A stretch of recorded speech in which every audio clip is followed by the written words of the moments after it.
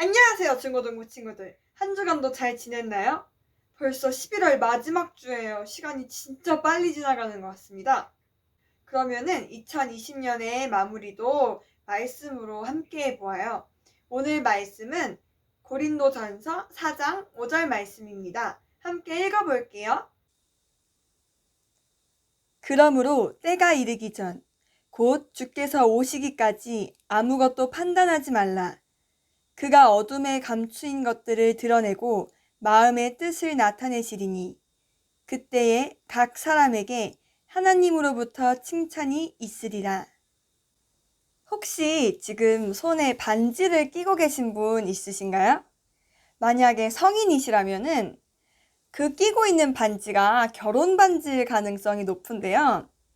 제가 오늘 설교 영상을 찍기 위해 사모님의 결혼 반지를 몰래 훔쳐왔습니다.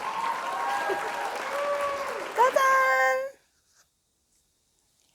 이 반지의 둥근 모습, 끝이 없어서 둥그런 모습이 마치 영원한 사랑을 상징하는 것 같아서 결혼 예물로 서로 반지를 주고받는다고 합니다. 사람들이 그토록 영원이라는 말에 매력을 느끼고 바라는 이유는 아이러니하게도 이 세상에서는 영원을 경험할 수 없기 때문이 아닐까 싶습니다. 우리는 유한한 존재이기 때문에 결코 무한의 시간을 경험할 수가 없어요. 그 대단한 권력을 누렸던 사람들도 결국에는 죽음을 맞이합니다. 예수님께서는 사람들에게 이미 이 세상에서의 시한부적인 인생에 대해서 경고하신 적이 있으세요.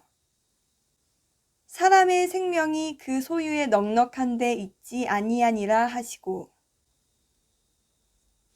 누가복음 12장 15절로부터 21절에 한 부자가 등장합니다. 그는 거대한 밭을 소유한 거부로서 심지어 그의 가장 큰 고민은 그가 가진 것이 너무나 많아 어디다 쌓아두어야 할지 모른다는 것입니다.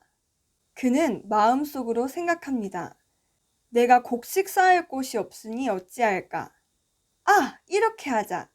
내 곡간을 헐어서 더 크게 짓고 내 모든 곡식과 물건을 거기에 쌓아두자.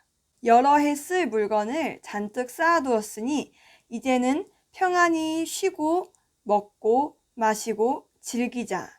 그런데 어떻게 되었죠? 그날 밤 하나님께서 부자를 찾아가 이렇게 말씀하십니다. 어리석은 자여, 오늘 밤에 내 영혼을 도로 찾으리니 그러면 내 준비한 것이 누구의 것이 되겠느냐? 고린도 교회 성도들은 부유했습니다. 학식, 재물, 능력 등 가진 것들이 아주 많았던 사람들이에요. 그런데 그렇게 가진 게 많은 그들이 무시했던 바울은 그들보다 훨씬 더 높은 경지에 있었던 사람입니다. 바울의 출신, 학력, 영성은 바울을 무시했던 고린도 교회의 사람들보다 훨씬 더 뛰어난 것이었어요. 그럼에도 불구하고 바울이 그리스도의 십자가만 바라보고 전파한 이유는 바울은 영원한 것이 무엇인지를 잘 알고 있었기 때문입니다. 자기 자신에게는 부유하면서 하나님께는 부유하지 못한 자들은 누가복음의 부자와 같은 결말을 맞이하게 됩니다. 바울은 사람이 바구니와 같이 비어있는 존재인 것을 알았습니다. 그래서 바울은 하나님께서 주신 보배, 예수 그리스도를 자기 안에 품으려고 노력했습니다. 바울은 세상의 지혜가 헛된 것임을 또한 알았습니다. 사람이 하나님같이 되고 싶어서 따먹은 선악과는 결국 하나님과 인간의 관계 단절이라는 악한 결과만 낳았을 뿐입니다. 바울은 그 과정 속에서 예수 그리스도의 십자가만이 변함없는 진리임을 깨달았고 이를 전파함으로 하나님의 자녀가 되는 권세를 누립니다. 이제 바울은 하나님께 받은 은혜에 감사하여 하나님께 충성합니다. 그 어떤 어려움에도 눈물을 흘리는 한이 있더라도 사랑의 씨를 뿌립니다.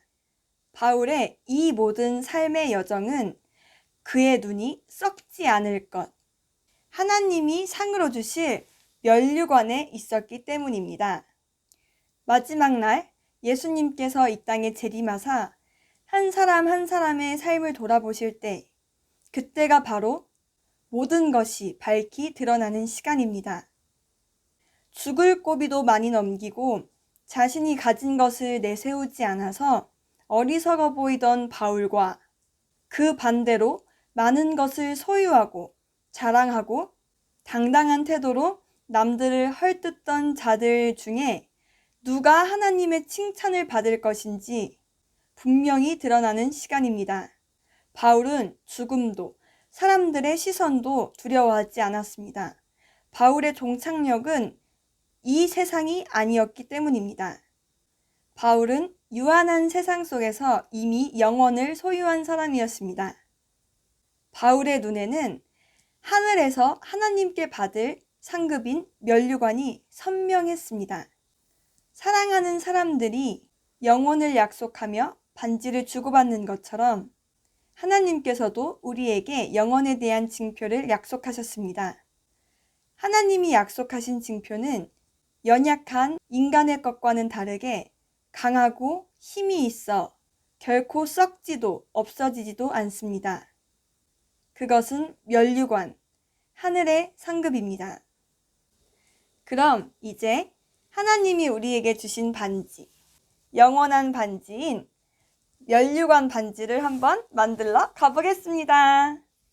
성경 클레이 시간이 돌아왔습니다. 오늘 만들 거는 하나님께서 우리에게 약속하신 면류관이에요.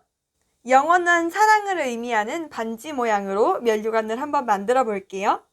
먼저 노란색과 파란색을 이용해서 초록색을 만듭니다. 노란색 4, 파란색 1의 비율로 섞어주세요. 잘 섞으면 이렇게 예쁜 초록색이 나옵니다. 완성된 초록색 클레이에서 조금 떼어내서 한 줄로 얇게 밀어줄게요. 이때 자 같은 납작한 도구를 사용하면 더 고르고 예쁘게 밀 수 있어요. 남은 클레이로 반지 옆면을 꾸며줄 수 있는 잎사귀들을 만들어서 붙여줄게요. 클레이들을 작게 떼내려주세요. 동글동글 완두콩 같은 클레이들을 물방울 모양으로 빚어서 납작한 도구로 눌러주세요. 자의 날카로운 부분으로 잎사귀 가운데를 눌러주세요. 아까 만든 반지에 나뭇잎을 붙여줍니다. 나뭇잎은 일렬로 붙여도 되고 사방으로 붙여도 되고 원하는 대로 붙여주세요. 짠! 면류관 반지가 완성됐습니다.